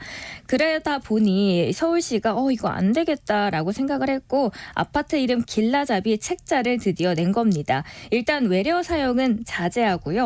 서초는 서리풀, 노량진은 노들나루, 지역은 옛 지명을 사용하거나 사랑으로 하늘채처럼 부르기 쉬운 우리말을 쓰자라는 게 취지고요. 네. 여기에 열자는 안 넘는 게 좋다라는 의견들도 담겨 있습니다. 다들 경쟁적으로 짓는 어렵고 긴 이름보다는 오히려 이런 상황 속에서는 단지를 한국어 우리말을 쓰는 게 더 차별화할 수 있다라는 거고요. 아파트 이름 제정과 관련해서 책자를 제작하고 보급한 거는 지자체 중에서 서울시가 이번이 처음입니다. 아파트 이름을 이제 앞으로 제정하거나 변경할 때는 참고할 수 있도록 각 구청과 조합 그리고 건설사에 해당 책자를 배포할 계획을 갖고 있습니다. 여기에 대해서 또 서울시 정비사업 정보몽땅 자료실에서도 누구나 내려받을 수 있으니까 청취자분들께서도 언제든지 궁금하신 부분들 들어가셔서 직접 보시면 될 것 같습니다. 물론 한 가지 조금 걸리는 거는 강제성이 없어서요. 이런 시도가 공예 수준의 아파트 이름의 변화를 과연 가져올 수 있을지는 조금 지켜봐야 될 부분입니다. 네. 최근 충북 진천에서 날아든 쇠구슬로 이 가게 유리창이 깨지는 일이 있었는데요. 경찰이 범인을 잡고 보니까 주인이 아는 얼굴이었다면서요. 네, 마을의 전직 이장이었습니다. 왜 이런 일을 벌인 건지 한번 알아봤는데요. 네. 7년 전 A씨는 아파트 입주가 시작된 지 4년 넘게 이장직을 맡아왔습니다. 하지만 장기 집권한다는 일부 주민의 반발로 2022년 9월쯤 이장직에서 물러나게 됩니다. 그리고 나서 1년이 훌쩍 지난 최근에 동네에서 이상한 일이 벌어지기 시작한 겁니다. 반발한 주민과 그리고 현 이장이 운영하고 있는 상가의 유리창에만 쇠구슬로 구멍이 뻥뻥 뚫려 있습니다. 한 업주는 설 연휴가 끝난 뒤부터 2주 동안 3차례에 걸쳐서 유리창이 깨졌습니다. 그리고 돈도 굉장히 많이 들었는데 견적이 500만 원 정도 나왔습니다. 이 신고를 받은 경찰이 주변 CCTV를 샅샅이 분석해 열흘 만에 피의자를 붙잡았고 특수 재물손괴 혐의로 A씨를 구속한 상태입니다. 네. 미 서부 최대 국립미술관 로스앤젤레스 카운티 미술관에서 이 최근 한국의 보물들이라는 전시를 공개했는데요. 이 중에 몇몇 작품이 위장 논란에 휩싸였다고요. 로스앤젤레스 카운티 미술관은 한 재미교포가 2021년 기증한 100여 점 중 35점에 한국 고미술과 근대미술 수석을 골라서 전시를 열었습니다. 기증자에 대해서는 로스앤젤레스 카운티 미술관 전 이사회 멤버이자 명성황후라고 소개했는데요. 기증자는 2021년 당시에 고미술 품은 명성황후의 15촌 조카인 외증조부와 어머니에게부터 물려받았고 한국 근대미술은 1970년대 초 한국에서 북한 미술품은 워싱턴 DC 등지에서 열린 비공개 전시회를 통해서 사들였다라고 했습니다. 그럼 이거 뭐 좋은 거 아니야? 그냥 가서 구경해서 즐기면 되지라고 생각하실 수 있는데 문제는 국내 감정 관계자들은 사진 이미지로만 말하기에는 조금 조심스럽지만 박수근, 이중섭 그리고 북한에서 활동한 화가들로 구성된 그림들만 봤을 때 출처와 진위가 좀 의심스럽다라는 의견들이 나옵니다. 네. 지난 2022년 이 그림들을 직접 본 윤범보 전 국립현대미술관 관장은 수장고에서 몇 점에 대해서 위작이라는 의견서를 써줬다라고 밝히기까지 하는데요. 필요하면 한국의 전문가와 감정기관에 원격 감정을 의뢰할 수 있다고까지 했고 미술관이 전시를 강행한 것이 오히려 더 이해가 되지 않는 상황이다라고 주장을 하고 있습니다. 그리고 관객들이 이걸 보고 한국 근대 미술의 대작품이라는 것이 과연 이런 수준밖에 안 되는가라고 오해를 할까 봐 걱정이 된다라고 토로를 합니다. 하지만 여기에 대해서 로스앤젤레스 카운티 미술관 측은 문제가 없다라는 입장을 취하고 있습니다. 아시아미술부장인 스티븐 리플이 3년 동안 미국과 한국에서 전시에 포함된 모든 작품을 상세히 조사를 했고 그 연구 결과는 앞으로 발생할 도록에 게재할 것이라고 대답을 한 상황입니다. 네. 최근 비대면으로 계좌 만드는 일 등이 늘면서 이 본인 인증 절차로 일원 송금하는 경우 많잖아요. 그런데 이런 송금 인증 절차를 악용하는 일이 벌어졌다고요? 비대면 실명 인증엔 본인 명의 휴대전화와 신분증 그리고 다른 은행 계좌가 필요하곤 하죠. 금융사 측이 가입 신청자의 계좌로 1원을 보내주면 함께 남긴 메시지를 확인해서 본인 인증을 하는 건데요. 그런데 최근에 한 국내 은행에서 1원 송금으로 10만 원을 빼간 사례가 포착이 됐습니다. 본인 인증을 무려 10만 번이나 했다라는 거고요. 일주일 동안 한 건데 네. 이건 물리적인 시간상 사실 불가능에 가깝고요. 매크로 프로그램을 좀 돌렸을 것이다라는 추정이 나오고 있습니다. 물론 피해 금액이 큰 건 아니지만 범죄에 악용될 소지가 있는 점은 우려스러운 대목이라서 여기에 대해서 금융사들은 이러한 인증 절차에 횟수를 제한해서 대응을 하고 있습니다.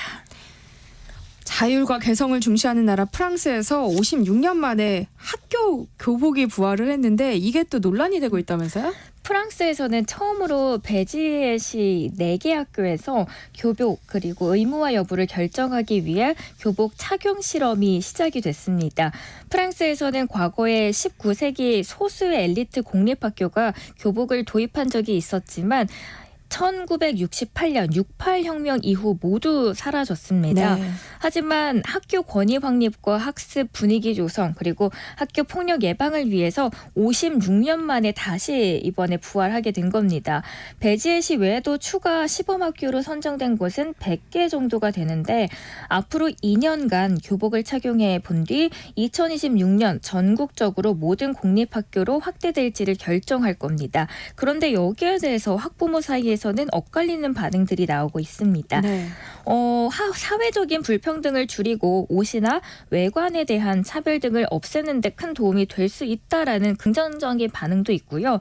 반면에 수업의 군대화다, 학교의 소속감을 가지라고 청소년에게 강요할 수는 없다라는 지적들도 나오고 있습니다. 네. 하프타임 뉴스 여기까지 듣겠습니다. 지금까지 박지원 뉴스캐스터와 함께했습니다. 고맙습니다. 즐거운 하루 되세요. 내일 점심 메뉴 추천. 귀로 듣는 푸짐한 지식 한 상 어떠세요? 세상의 모든 정보. 아나운서 전주리입니다. 오늘도 참을인을 새기며 육아서를 뒤적이고 계실 이 시대 엄마 아빠를 위한 시간입니다. 라디오 상담소 우리 아이는 왜? 소아 청소년 정신건강의학과 박소영 전문의와 함께합니다. 안녕하세요. 네, 안녕하세요. 소아청소년 정신과 전문의 박소영입니다. 네, 지난주 아이 훈육을 어떻게 하면 좋을지 선생님께서 짚어주셨잖아요. 네. 근데 오늘은 좀 더 자세한 훈육법을 알려주신다고요. 네, 사실 훈육은 뭐 하루를 잡고 얘기를 해도 모자란데 네. 지난번에 또 질문도 많이 주시고 해가지고 오늘은 훈육 실전편으로 좀 더 자세히 얘기를 해보려고 합니다. 네, 연령에 따라 또 상황에 따라 아이 훈육에 대한 고민도 다양할 텐데요. 여러분들은 어떤 고민하고 계세요? 라디오 상담소 우리 아이는 왜? 박소영 선생님이 도움을 드릴 테니까요. 방송 들으시면서 궁금한 점 있으시면 문자로 많이 보내주시기 바랍니다. 참여하실 번호는 샵 9730번이고요. 짧은 문자는 50원, 긴 문자는 100원의 정보 이용료 있습니다. 콩 게시판 KBS 일라디오 유튜브 채널을 통해서도 무료로 참여하실 수 있으니까요. 많은 참여 부탁드립니다. 추첨을 통해서 모바일 쿠폰 보내드립니다. 일단 연령별로 좀 살펴봤으면 하는데요. 지난 시간에도 뭐 비슷한 문자가 와서 얘기를 해주시긴 했지만 아직 말을 못하는 아이가 물건을 던지거나 뭐 엄마를 때리거나 이런 행동을 할 때가 있잖아요. 네. 이런 경우에는 훈육이 필요한지 또 필요하다면 어떻게 하는 게 적절할까요? 네, 훈육은 아이를 이제 교육하고 가르쳐 주는 거니까 어느 시기든 사실 필요합니다. 근데 네. 아이들의 발달 수준이나 인지 수준에 맞춰서 이제 해야 되는데 말을 못하는 아이들, 그러니까 뭐 돌 전후나 네. 두 돌 전 아이들은 인지적으로 이제 논리적인 사고가 아직은 불가능한 시기입니다. 그래서 이 시기에는 뭐 합리적인 설명이라든지 뭐 결과적으로 어떻다라든지 이런 네. 설명은 이제 사실 먹히지가 않고요. 그냥 간단하게 때리면 안 돼. 던지면 안 돼. 이 정도로 해주시고 그 이후에는 뭐 물건을 치워버린다든지 아니면 이제 때리는 손을 잡는다든지 뭐 이런 식으로 간단하게 하시는 것이 좋습니다. 네. 근데 아이들 중에서 이게 좀 놀이처럼 되는 경우가 있어요. 그러니까 자신의 몸이 막 재밌게 써지는 것도 알고 내가 물건도 집어 던질 수 있네. 내가 엄마를 때렸더니 엄마가 깜짝 놀라네. 뭐 이런 반응을 되게 즐기는 거죠. 네. 그래서 재미로 이런 부적절한 행동을 할 때는 우리가 이제 선택적으로 반응을 해야 되는데 이제 그걸 의도된 무시라고 하거든요. 하거든요. 그러니까 어떤 특정 행동에 대해서는 의도를 가지고 그 행동을 무시한다. 그래서 아이가 부모의 반응을 이끌어내거나 이 행동으로 인해서 재미를 느낄 때는 반응을 안 해주는 거죠. 네. 그러면은 몇 번 하다가 아이가 이거 해도 별로 아무런 결과적으로 재미도 없네, 반응이 없네 하면서 이제 좀 자연스럽게 없어지는 경우가 많이 있습니다. 네. 그리고 그 이후에 말을 알아듣고 말 뭐 곧잘 하기도 하지만 말을 안 듣는 시기도 있잖아요. 네. 미운 4살이다 이런 얘기도 나오는데 이 시기에는 애들이 왜 이렇게 때를 쓰고 자기 주장을 강하게 할까요? 이건 상당히 의학적으로 근거가 있는 말인데요. 이 미운 4살이란 말이 네. 아이들이 이제 처음 말을 배울 때 알겠어요, 예 이거보다 아니 이거부터 배우죠. 네, 맞아요. 이제 그게 이제 우리 영어로는 terrible to라고 하는데 이 시기에 no부터 배웁니다. 그러니까 그 전까지는 아이들이 굉장히 의존적이고 부모가 데리고 가줘야 어디가 갈 수 있고 먹여줘야 먹을 수 있고 생존에 부모에게 상당히 의존적이었는데 이제 두 돌집 넘어가면은 걸을 수가 있고 손으로 집어 먹을 수가 있고 또 말도 하면서 나 이제 부모 없어도 내가 마음대로 할 수 있어. 이런 마음이 좀 들기 시작하는 네. 거죠. 그래서 나에게 굉장히 절대적인 존재였던 부모에게 노라고 시작을 하면서 본인의 개체성, 독립성을 만들어가는 시기입니다. 그래서 발달 과업 중에 하나로 이게 자기 주장이 심해지는 시기죠. 건강한 과정이네요. 네, 맞습니다. 굉장히 발달학적으로 중요하고 건강한 과정이라고 할 수 있습니다. 건강한 시기라고는 하셨지만 부모 입장에서는 난감한 경우들이 많잖아요. 네. 예를 들면 뭐 마트나 백화점에 가서 아이가 원하는 무언가 사달라고 떼를 쓸 때 이럴 때는 어떻게 훈육하는 게 좋을까요? 사실 이제 이럴 때가 가장 힘들죠. 이제 외부에 갔을 때. 네. 이제 가정 보는 눈이 많은데 보는 떼를 눈이 쓸 많고 때. 이제 가정 내에서는 또 환경이 좀 컨트롤할 수 있으니까 괜찮은데 외부에 가면은 이제 자극도 너무 많고 또 보는 눈도 너무 많고 네. 또 사람들이 나를 어떻게 볼까 하는 걱정도 되지만 또 다른 사람에게 피해를 줄까봐 그쵸. 여러 가지 걱정해서 이게 좀 어려워지는데 그래서 항상 훈육에 중요한 게 일관성입니다. 그러니까 이 일관성이라는 게 내가 가기 전에 약속했어요. 오늘 마트에 가서는 장난감이 사지 않는 거야. 뭐 아이스크림 사지 않는 거야. 약속을 하고 갔는데 이제 가니까 또 눈에 보이니까 애들이 때를 쓰기 시작하죠.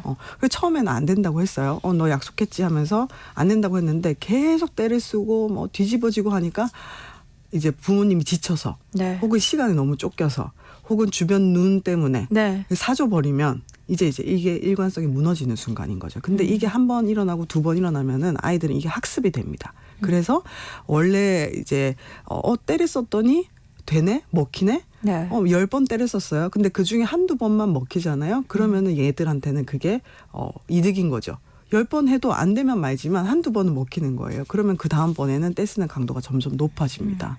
그래서 외부에 가서는 아이가 위험하거나 타인에게 직접적인 피해를 끼치는 게 아니라고 하면은 네. 조금 단호한 마음을 가지시는 게 필요하겠죠. 근데 아이랑 씨름을 하다가 결국에는 뭐 엄마 아빠가 그럼 엄마 아빠 먼저 집에 간다 막 이러면서 네. 가는 척할 때 있잖아요. 네네네.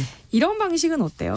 사실 많이들 쓰시는 방법인데 네. 이거는 말을 하실 때 내가 책임을 질 수 있는지를 생각하셔야 돼요. 네. 근데 마트에서 애를 두고 갈 수가 없죠. 없죠. 네. 그런 말은 하시면 안 돼요. 그러니까 그냥 그 말을 뱉었는데 결국에는 혼자 놔두고 가지 않아요. 계속 기다리고 있어. 엄마가 멀리 갔다가 다시 돌아와. 엄마가. 숨어 있다가 나타나는 거구나. 이제 그렇게 되면 아이들도 엄마가 나를 두고 가지 않는다. 그러니까 그 말에 권위가 떨어지는 거죠. 그래서 뭔가 말을 할 때도 뭐 가정 내에서 너 이렇게 장난치면 밥 치워버린다. 그 말을 했어요. 그럼 네. 정말 치울 수가 있어야 되는 거죠. 그래서 좀 내가 할 수 있는 말. 이렇게 되면 우리 더 이상 그만 보고 집으로 갈 거야. 그러면 엄마랑 같이 집에 가는 거니까 지킬 수 있는 말이겠죠. 그래서 부모가 내뱉은 말은 꼭 지키는 거. 그래서 말을 하기 전에 내가 지킬 수 있는지를 스스로 확인하시고 말을 하시는 게 중요합니다.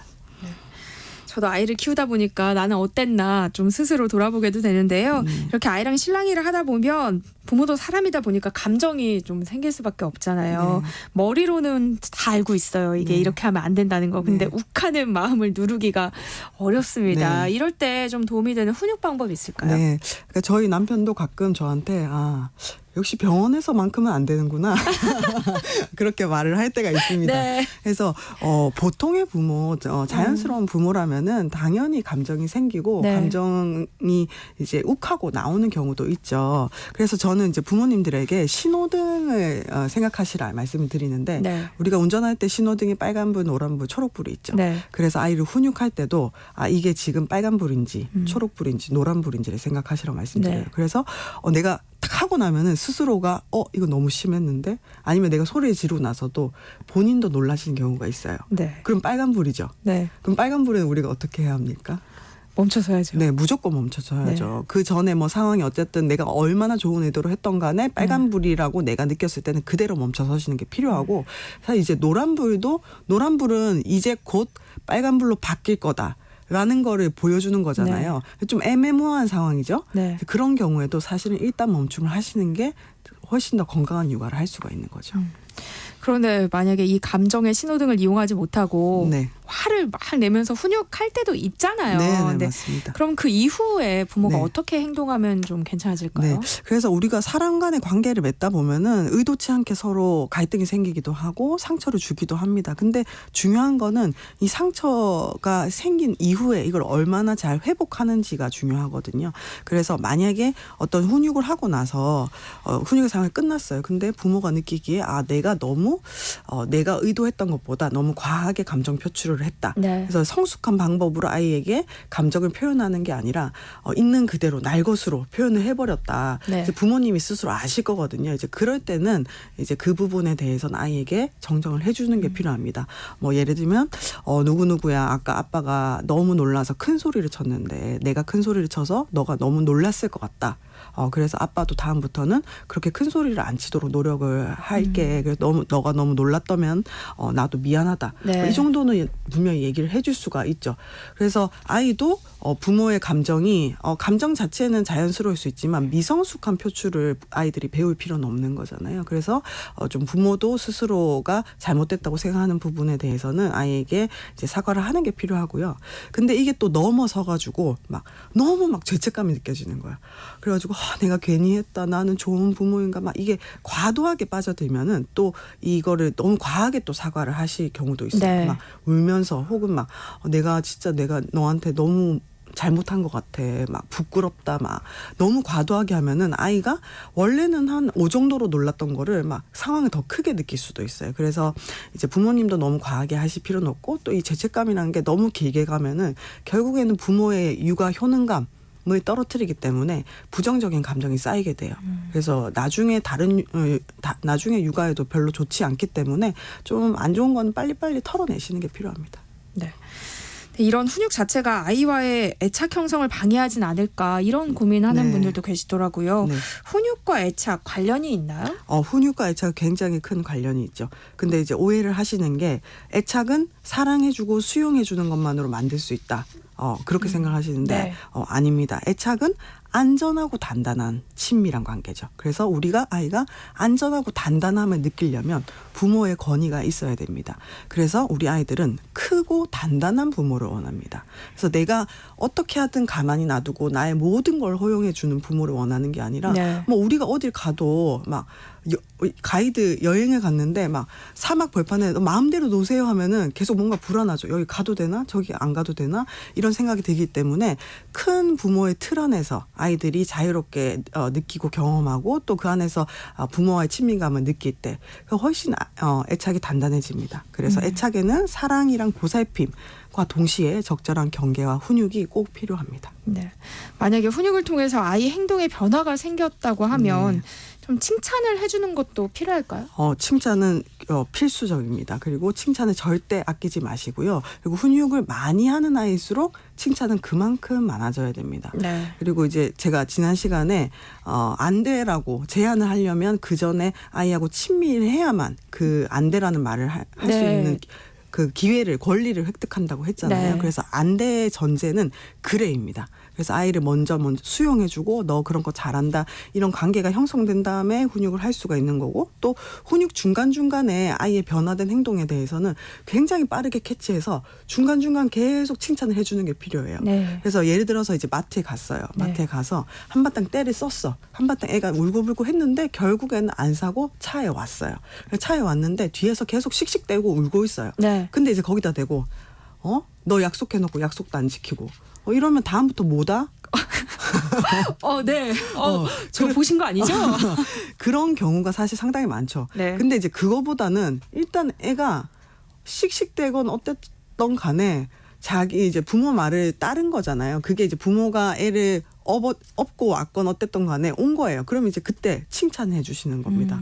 너 진짜 저거 사고 싶었을 텐데 너가 좋아하는 로봇들 그렇게 많았는데 인형도 진짜 많았는데 이렇게 참고 온 거 보니까 엄마가 대견하다.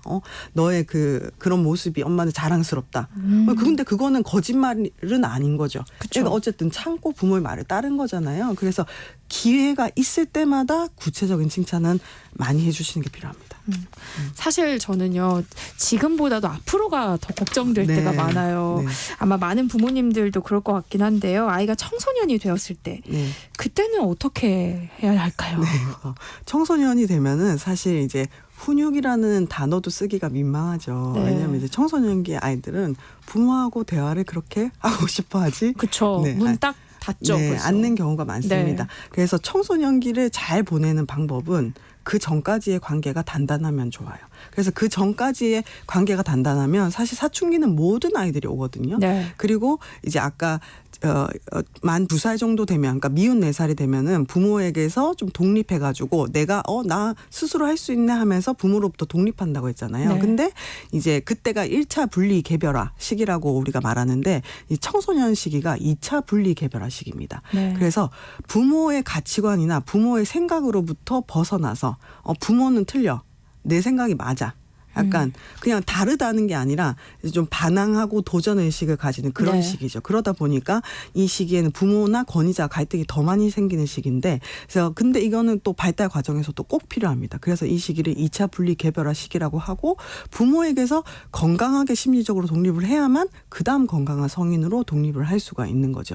근데 그래서 이 갈등이라는 건 이 사춘기 시기에 부모와 자녀의 갈등은 사실 어쩔 수 없는 거고 네. 이제 강약의 차이는 있지만 어떤 집에든지 조금씩은 있는데 그게 잘 되려면 그 전까지 부모가 이 아이의 마음이나 생각을 얼마나 잘 들어줬는지 그게 정말 중요하겠죠.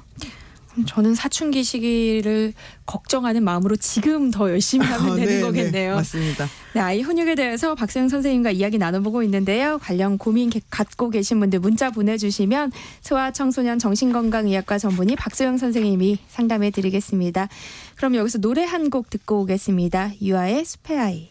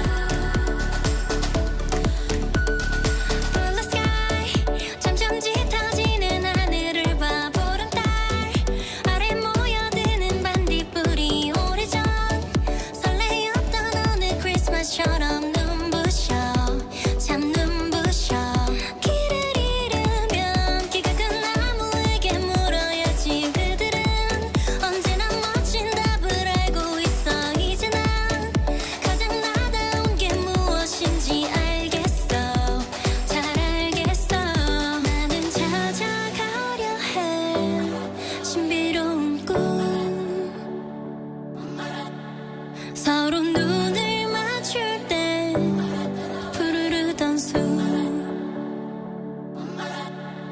가장 높은 절벽에 올라가 소리쳐 멀리 세상 저편에 날 기다리는 숨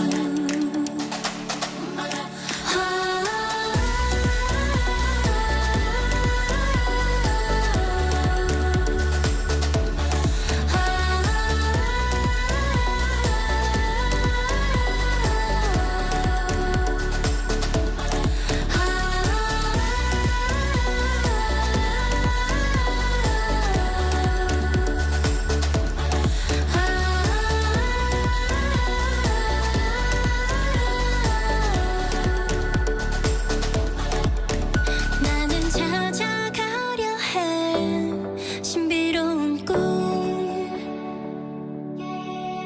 멀리 세상 저편에 날 기다리는 숨 I wanna be with you.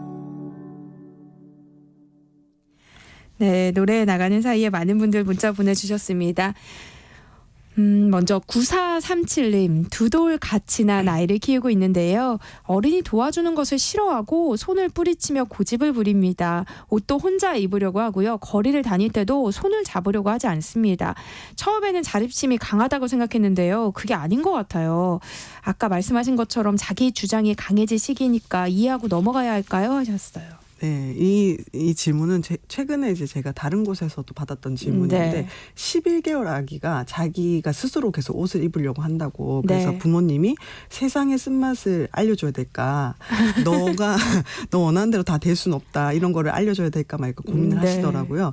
근데 사실은 이제 아이들이 이제 아까 말했던 것처럼 자기가 스스로 하고 싶어지는 게 되게 강한 시기예요. 그래서 잘 못하면서도 계속 내가 한다고 그러고 맞아요. 그래서 이제 그 부분은 발달적으로 되게 중요한 부분이죠. 그래서 안전한 공간 그리고 뭐 큰 문제가 없다면 스스로 할 수 있게 도와주는 것이 필요합니다. 그래서 뭐 옷을 입으려고 할 때 절대 옷을 혼자 입을 수 없는 옷인데도 막 한다고 하면은 몰래 좀 도와줘가지고 스스로 입는 것처럼 네. 자기가 뭔가 성취할 수 있게 그래서 뿌듯함을 도와주시는 게 필요하죠. 근데 이제 자기 주장이 강해지는 시기다라고 제가 말씀드린 거는 그냥 자기 주장이 심해지니까 다 놔둬라 이 뜻은 아니고 이 시기가 좀 더 그런 시기니까 아이를 이해하는 데 도움이 되시라고 말씀을 드린 거고 네. 만약에 이제 거리를 다닐 때 손을 안 잡으려 하거나 위험한 행동을 하는 거는 이제 통제를 해줘야 되겠죠. 그래서 이제 우리 친구 같은 경우는 두 돌이 같이 지났는데 거리에서도 이렇다고 하면은 굉장히 이제 겁이 좀 없고 네. 거침없는 스타일일 수 있어요. 이런 친구들은 이제 나가기 전에 거리에는 자동차가 있고 위험하기 때문에 여기서는 꼭 엄마 손을 잡아야 된다 말을 해주고 네. 만약에 안 잡으려고 하는데 위험한 순간이다 하면 안거나 유모차에 태우거나 하는 방식으로 통제를 좀 해야 되겠죠. 0018님, 저희 아이들은 평상시에는 정말 착하고요. 말도 잘 듣고요. 애교도 많습니다. 그런데 꼭 자기 전에 피곤할 때는 정신을 못 차리고 뛰어다니고요. 소리 지르고 잘 생각을 안 해요. 이럴 때 필요한 훈육이 있을까요? 하셨어요. 네, 오늘 딱 말했던 내용이죠. 이럴 때 필요한 게 의도된 무시입니다. 그러니까 평소에 말을 잘 들어요. 근데 네. 이제 자기 전에 아이들이 굉장히 말이 많아지고 책을 읽어달라고 하고 안 하던 얘기를 하고 네. 그 이유는 뭘까요?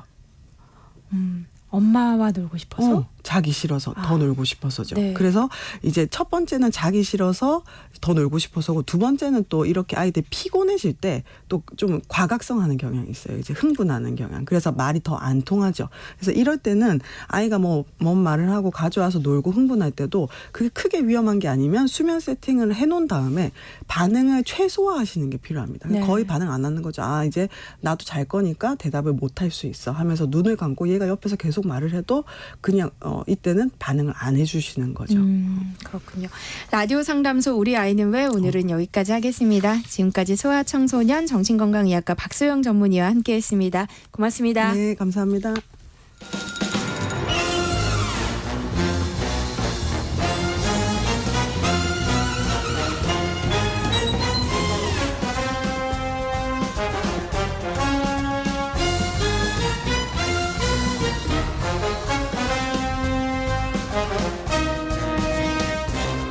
목요일은 공연을 소개하는 시간입니다. 라디오 객석 1열 목공소 공연 제작사랑 안영수 대표와 함께합니다. 안녕하세요. 예, 안녕하세요. 목공소 사장 안영수 인사드리겠습니다.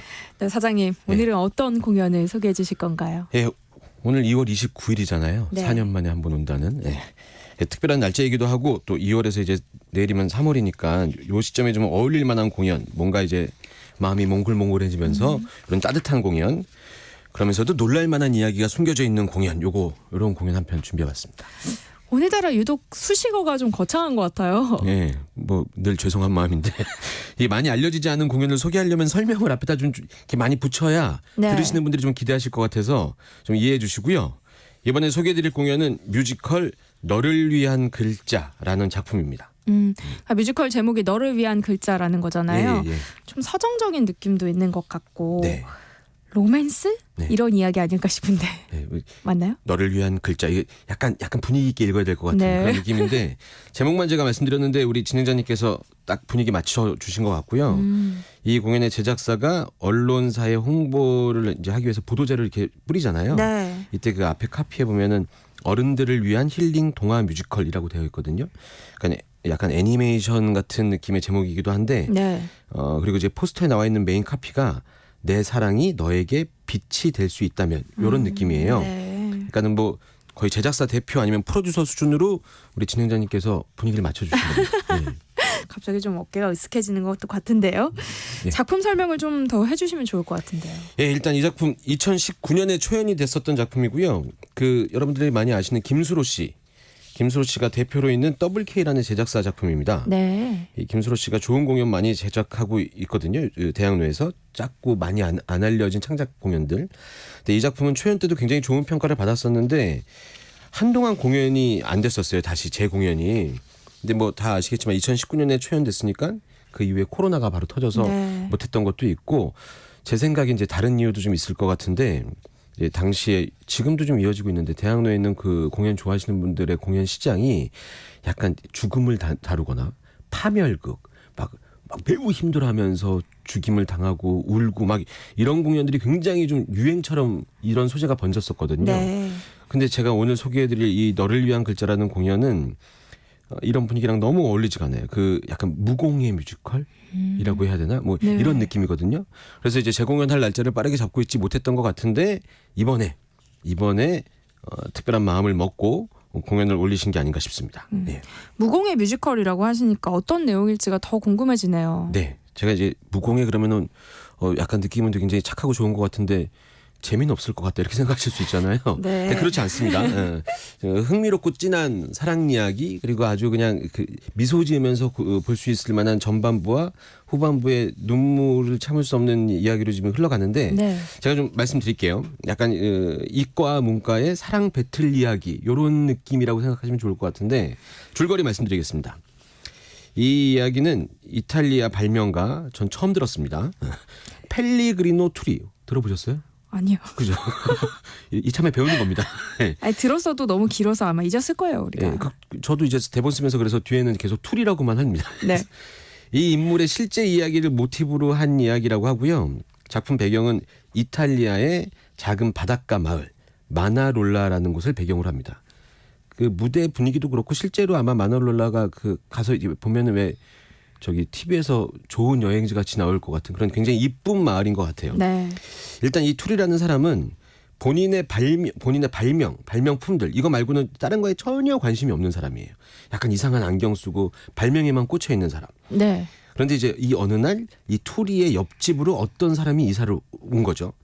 근데 사실은 이사를 온 게 아니라 옛날부터 거기 살았었는데 다른 곳에 떠났다가 오랜만에 자기 집으로 찾아온 사람이에요. 네. 근데 이 사람이 어릴 적 알고 지냈던 친구 캐롤리나라는 여성입니다.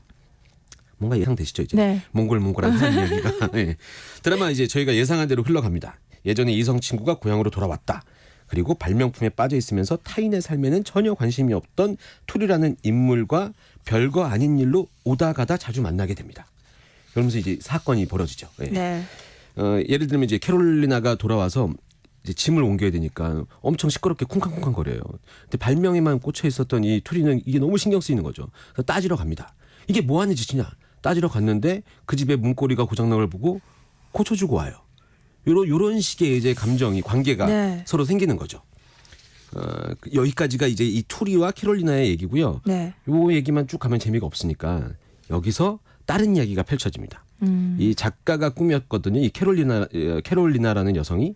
근데 또 다른 옛 친구, 심지어 같은 꿈을 꾸고 있었던 작가로 큰 성공을 거둔 도미니코라는 인물이 등장하게 됩니다. 네. 그리고 이제 예상되시겠지만 묘한 삼각관계가 연출이 되는 거죠. 캐롤리나랑 도미니코는 같은 작가에 대한 소재 때문에 같이 계속 매주 목요일마다 만나게 되고요. 이걸 옆에서 보고 있던 투리가 자꾸 이 관계에 대해서 신경을 쓰이게 되고 질투를 느끼게 되는 거죠. 예, 여러분들이 아실 만한 얘기로 흥미진진하게 흘러갑니다. 사장님께 좀 죄송한데요. 네. 약간 스토리가 네. 너무 전형적인 거 아닌가요? 뻔한 이야기를 보셔야 마음이 편하게 좀 보실 수 있는데 네. 뭐 아주 전형적인 느낌의 이야기 툴을 갖고 있지만 공연 후반부에 가면 생각지도 못했던 반전이 하나 있거든요. 네. 그것 때문에 이 이야기가 의미 있게 그리고 아까 서두에 말씀드렸지만 눈물샘을 자극하는 이야기로 연출이 됩니다. 이렇게 또 궁금증을 자극하시는군요. 예. 일단 노래 한 곡을 듣고 와서 비밀스러운 이야기를 조금 더 캐내봐야겠습니다. 네. 자, 어떤 노래 준비하셨어요? 그 주인공 투리와 캐롤리나가 서로에 대한 마음을 엿볼 수 있는 그런 넘버가 하나 있었거든요. 낯설지 않는 이 느낌. 제목도 또 전형적이죠. 음악도 전형적입니다. 오랜만에 한번 점심시간 이후니까 전형적인 음악 들으시면서 좀 편안한 음악 한번 듣고 나서 말씀 이어가도록 하겠습니다. 네, 함께 듣고 오시죠. 뮤지컬 너를 위한 글자 가운데 낯설지 않은 이 느낌이란 제목의 넘버, 정욱진, 이봄소리 배우의 목소리로 함께 들어봤습니다. 자, 이제 후반부 이야기 좀 해주세요. 네, 해드려야죠. 근데 말씀드렸지만 음악 정말 전형적인 이쁜 음악의 어떤 모습을 갖고 있는데 좋아요. 네, 근데 뮤지컬 공연 갈 때 이제 돈 비싸잖아요. 근데 너무 뮤지컬이라고 어려운 음악 나오면 약간 좀 거리감 느껴지거든요. 이런 음악 나와줘야 마음이 좀 포근해집니다. 네. 일단 이야기 이어가 보도록 하겠습니다. 아까 말씀드렸던 그 발명가 투리 그리고 작가를 꿈꾸던 캐롤리나 그리고 이미 작가로 유명하게 된 도미니코 이렇게 세 사람의 이야기가 계속 펼쳐지거든요. 네. 근데 스포가 될 수 있을 것 같은데 이 투리라는 사람이 실존 인물이니까 어느 정도 좀 말씀을 드릴게요. 네. 캐롤리나 이 투리라는 인물도 실존 인물이고 캐롤리나 도미니코 모두 다 실존 인물입니다. 네. 근데 이 캐롤리나가 더 이상 작가라는 꿈을 꿀 수 없게 되는 상황이 벌어져요. 그러면서 이제 이 과정이 공연 후반부의 주요 내용으로 쭉 펼쳐지는데 이 작품의 포스터랑 무대 디자인을 보면은 이 비밀이 좀 들어 있거든요. 네. 이 내용을 보면은 이 공연 내용을 보면은 포스터가 왜 이렇게 됐구나, 무대 디자인이 왜 이렇게 됐구나를 확 느낄 수가 있는 거죠. 예. 그러니까 포스터하고 무대 디자인에 힌트가 있는 거죠. 예.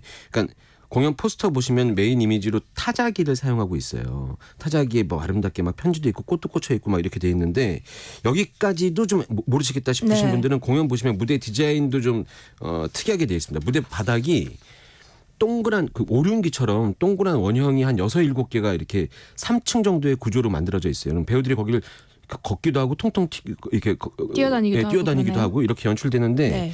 그 동그란 원형 안에 영어 알파벳이 써 있거든요.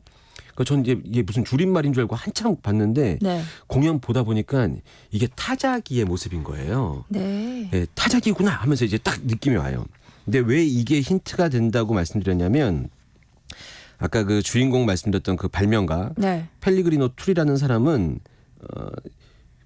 세계 최초로 그 눈이 안 보이시는 분들을 위한 타자기를 만드신 분이에요. 네.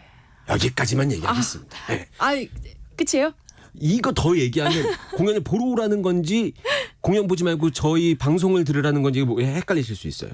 그래 조금만 더 해주세요. 캐롤리나가 네. 그러니까 이제 캐롤리나 그러니까 일단 투리 얘기부터 네. 조금 더 하면은 네. 투리는 이 발명을 시작하게 된 게 엄마를 웃게 하기 위해서 발명에 그렇게 몰두를 하게 됐다고 해요. 네. 그러니까 엄마가 아빠가 사라진 후에 우울증을 앓고 있었는데 자식으로서 엄마한테 필요한 존재가 발명을 할 때마다 된 것처럼 느껴져서 이 발명만 한 거예요. 네. 근데 자기 옆에 오랜만에 찾아온 캐롤리나 그리고 관심이 간 이 캐롤리나가 또 이제 그 제대로 시각에 문제가 생기기 시작하면서 이 사람한테 내가 존재해야 되는 이유가 생기게 된 거죠. 네. 이 이야기가 딱 느껴지기 시작하면서 제목 너를 위한 글자라는 제목 그다음에 포스터에 나와 있는 타자기 그리고 무대 디자인으로 쓰여진 타자기의 알파벳들 이게 하나로 다 이어지면서 약간 공연 후반부에 재밌게 막 웃으면서 보다가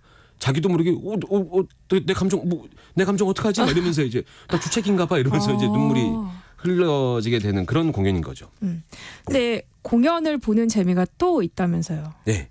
이 공연 보시게 되면은 이 툴이라는 사람이 발명가라고만 말했는데 뭔가 좀 대단한 소품 같은 게 나와야 관객들이 저런 걸 만들었네 뭐 이런 거 있을 거 아니에요. 근데 그런 게 뭐 무대에서 대단한 걸 보여주기도 힘들고 소극장이니까. 근데 이제 아주 아기자기한 소품들이 그렇게 좀 쓰여지는데 예를 들어 그 오픈, 클로즈 이 영어가 버튼 하나로 싹 바뀌는 그런 약간 재미있는 소품 같은 것들을 만들어놨어요. 그리고 투리가 캐롤리나한테 주는 선물 중에 이 전구 같은 구 같은 빛나는 게 있거든요. 잘 안 보이니까 이걸 주는데 처음에는 그냥 빛이 나는 물건으로 줬다가 나중에는 그 조절하는 점점점 밝아지고 점점점 어두워지고 이런 기구 같은 걸 만들어 주는데 그 공연을 보는 관객들한테는 지금 2024년에는 별거 아닌 거지만 그 시대를 상상하면서 보면은 굉장히 아기자기하고 대단한 발명품 같아 보이는 거죠. 그리고 이제 캐롤리나 집에 들어갈 때 초인종 같은 것도 아주 귀엽게 만들어서 쓰이기도 하고 이런 보는 재미가 확실히 좀 있습니다. 근데 무엇보다 보는 재미는 배우들의 연기가 될 것 같은데 그러니까 뭐랄까요. 이 3인극이거든요. 3인극으로 공연을 하는 게 쉽지 않은데 여기 나와 있는 그 툴이라는 인물이 얼마나 괴짜 같은 발명가인지를 보여주기 위한 소품 같은 것들도 있어요. 그래서 사실 이런 소품 같은 거에 가려져 있어서 이 투리를 연기하시는 분들은 배우들은 조금 기댈 때가 있거든요. 근데 캐롤리나 같이 갑자기 중간에 굉장히 밝은 사람이었다가 중간에 이제 그 시각의 장애 문제가 생기면서 하는 연기 같은 거를 할 때 그냥 연기에 몰입해야 되는데 배우들은 이미 상황을 끝까지 알고 있으니까 감정이 좀 생각보다 미리 오는 거예요. 배우들의 입장에서는. 관객들은 상황을 보면서 슬프다 이렇게 돼야 되는데 이미 배우가 눈에 제가 보기에는 눈물을 흘려야 되는 타이밍보다 한 장면 정도 먼저 눈물이 글썽글썽해지게 되는 것 같은 느낌이 드는 거죠. 그래서 뭐 좀 혹독한 연출가 아니면은 굉장히 아주 날카롭게 비평하는 사람이 보기에는 배우들이 너무 감정을 너무 오버해서 쓰는 것 같다 이렇게 얘기할 수도 있는데 공연은 제가 보기에 좀 다른 것 같아요. 영화나 드라마는 그럴 수 있지만 공연은 관객들한테 배우들이 어느 정도의 감정으로 연기하는지를 그렇게 조금은 좀 빠른 타이밍에 보여주는 것. 일부러가 아니라 눈물이 나도 모르게 흘리게 되니까 나도 모르게 흘리게 되니까 자꾸 손이 코로 가고 콧물을 닦고 눈물을 닦고 이렇게 가거든요.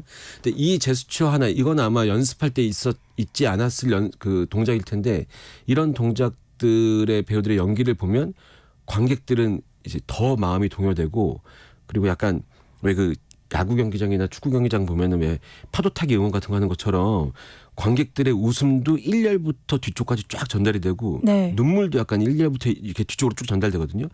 배우가 운다. 1열에 있는 관객들이 같이 흐느낀다.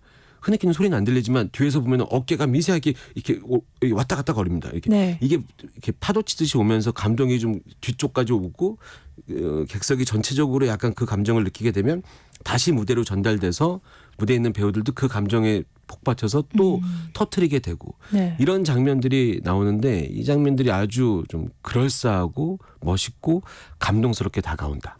근데 이게 너무 이렇게만 말씀드리니까 너무 슬픈 공연 같은데 중간에 캐롤리나를 가운데 놔두고 투리와 도미니코가 서로 어필하기 위해서 노래 부르는 남자 듀엣 씬이 있거든요.